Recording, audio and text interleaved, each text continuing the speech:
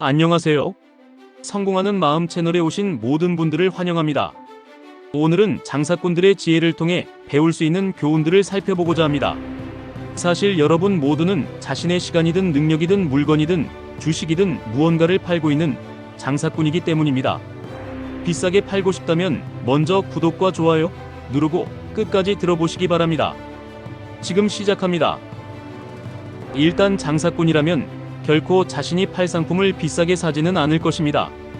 물건을 가장 비싸게 사는 사람은 장사꾼이 아니라 소비자이죠. 또한 장사꾼이라면 결코 팔 수 없는 물건도 사지 않을 것입니다. 따라서 주식을 한다면 여러분이 가장 먼저 초점을 맞추어야 하는 방법은 팔릴 주식을 어떻게 싸게 살 것인가 입니다. 자신의 시간 역시 마찬가지죠. 아침 일찍 일어나거나 일을 빠르게 처리하는 법을 배우는 것, 또 다른 사람을 잘 활용하는 것은 자신의 시간을 저렴하게 조달하는 방법입니다. 무엇이든 일단 싸게 사십시오. 그것이 판매의 기본입니다. 그리고 다음 이야기를 들어보시죠. 만약 당신이 콩을 판매하는 사람인데 아무도 콩을 사지 않는다면 어떻게 하겠습니까? 가격을 깎아서 손해를 보더라도 일단 팔아서 해결하실 건가요? 많은 사람들이 단지 귀찮다는 이유로 손해보는 결정을 내리곤 합니다. 하지만 진정한 장사꾼이라면 결코 손해를 보지 않습니다. 워런 버핏도 말했죠. 가장 중요한 원칙 첫 번째는 자본을 잃지 않는 것이고, 두 번째는 첫 번째 원칙을 잊지 않는 것이라고 말입니다. 일단 싸게 샀다면 충분히 인내할 수 있을 것입니다. 콩이 팔리지 않으면 집으로 가져가 물을 주고 길러 콩나물로 만들어 다시 판매할 수 있을 것입니다.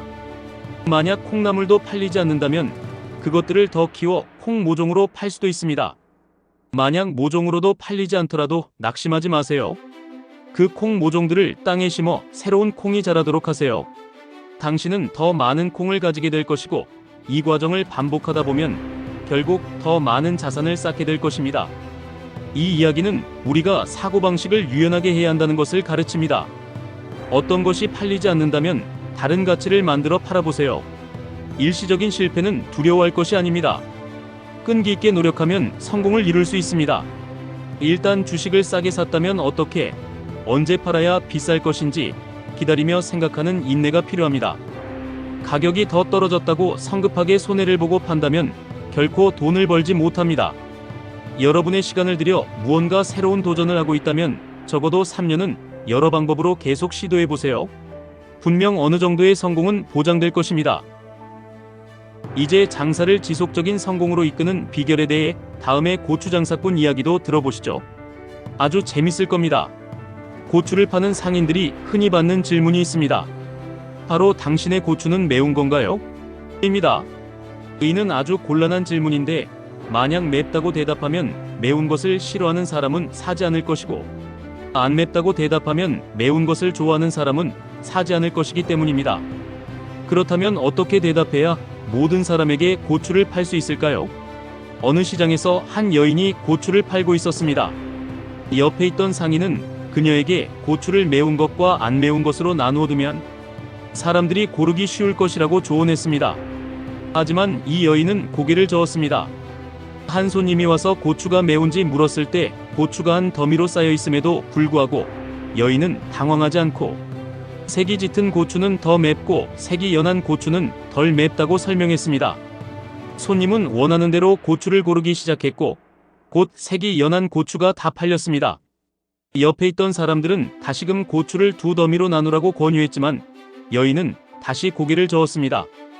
잠시 후 다른 손님이 와서 고추를 사려 하자, 이번에는 여인이 길쭉한 고추는 맵고 짧은 고추는 덜 맵다고 말했습니다.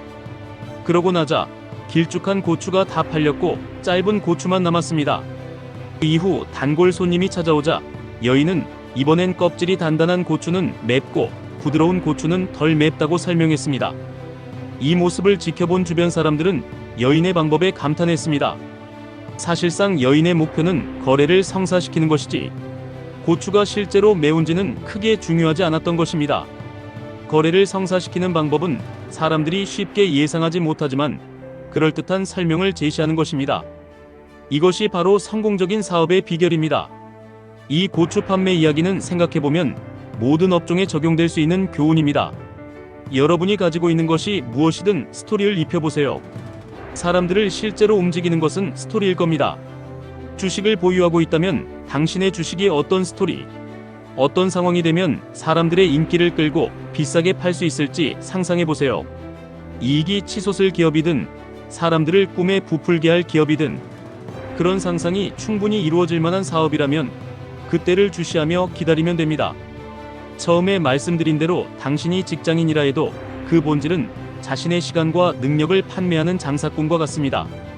사장이 월급을 올려주기만을 기다리는 것이 아니라 자신을 어떻게 더 가치 있게 만들 것인지, 어떤 스토리를 입혀서 비싸게 팔 것인지 고민해봐야 합니다.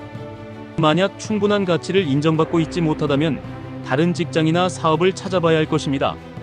마치 씨를 심는 농부처럼 꾸준히 노력하면서 기회를 노린다면 분명 당신만의 꽃을 피우고 열매를 맺을 것입니다.